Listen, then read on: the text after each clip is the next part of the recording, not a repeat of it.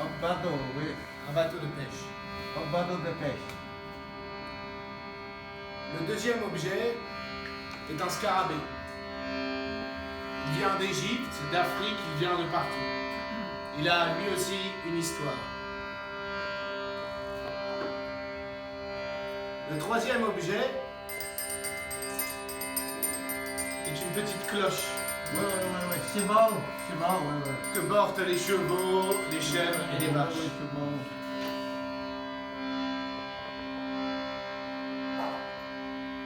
Le quatrième objet est un cristal qui peut être aussi la glace et que l'on trouve dans la montagne. Le cinquième objet est un tissu précieux, un tissu déchiré, un tissu usagé et que l'on peut toujours réutiliser.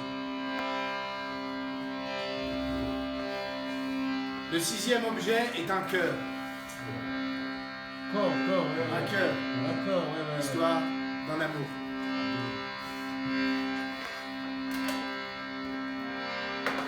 Et le dernier objet, celui qui vole, est une plume noire de corbeau.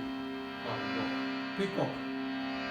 Nous avons aussi un cheval qui vit seul sur son île.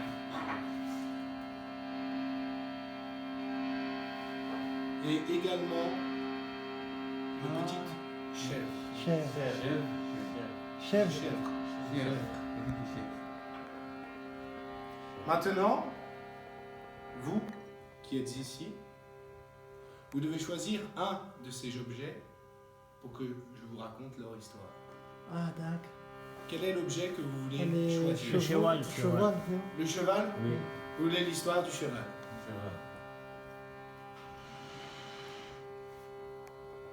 Le cheval. C'est un poème.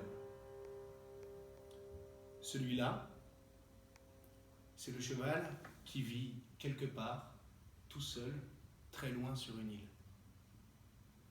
Derrière lui, il y a un bateau. C'est le bateau sur lequel le cheval est arrivé et c'est le bateau sur lequel il va repartir. Il mange un peu d'herbe. Ce n'est pas un cheval solitaire. Il aime la compagnie des autres chevaux. Et pendant qu'il mange, il pense à son grand projet. Son grand projet, c'est de retourner vers les autres chevaux et de leur dire « Il faut que cela change.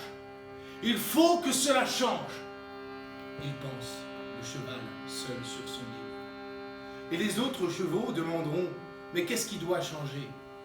Et lui, le cheval, qui mange de l'herbe sur l'île, il dit « C'est notre vie qui doit changer. On est trop misérable.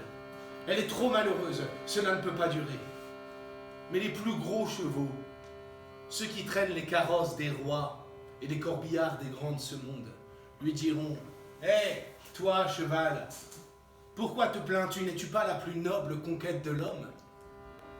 Et les autres pauvres petits chevaux, ceux qui traînent les corbillards et les camions, ils n'oseront pas répondre. Alors, le cheval qui est seul et qui pense sur l'île, il dit « S'il est vrai que je suis la plus noble conquête de l'homme, je ne veux pas rester en reste avec lui. L'homme nous a donné le fouet, l'homme nous a donné la cravache, l'homme nous a donné les brancards, l'homme nous a mis du fer dans la bouche et du fer sous les pieds. C'était froid. Mais pour nous réchauffer, il nous a marqué au fer rouge. Cela, je n'en veux plus. Aussi, autre chose. L'homme doit reconnaître que c'est un service qu'on lui rend. Il doit nous en rendre aussi. Nous voulons bien faire le travail. Nous voulons bien tirer les petits carrosses et tout. Souvent aussi, tous les chevaux se mettent à parler ensemble. Souvent aussi, vous nous mangez quand nous sommes morts. Cela, c'est comme le petit déjeuner du matin. Et il y en a qui préfèrent l'avoine au café, et il y en a qui préfèrent l'avoine au chocolat. Chacun ses goûts. Mais parfois, vous nous frappez. cela ne doit plus se reproduire, ça. De plus, nous volons de l'avoine tous les jours, de l'eau fraîche tous les jours, des vacances, et qu'on nous respecte. Nous sommes des chevaux, on n'est pas des bœufs. Premier qui nous tape, on le mord. Deuxième qui nous tape, on le tue. Voilà. Et les hommes comprendront qu'ils y ont été un peu forts, un peu trop forts. Il rit, le cheval, quand il pense à son grand projet sur l'île. Il voudrait chanter, mais comme il est tout seul, il n'aime pas chanter tout seul. Je vous ai dit que ce n'est pas un cheval solitaire, il préfère chanter en chœur. Alors il crie de toutes ses forces, « Vive la liberté !» Et dans toutes les autres îles et sur les autres continents du monde, les autres chevaux disent « Vive la liberté !»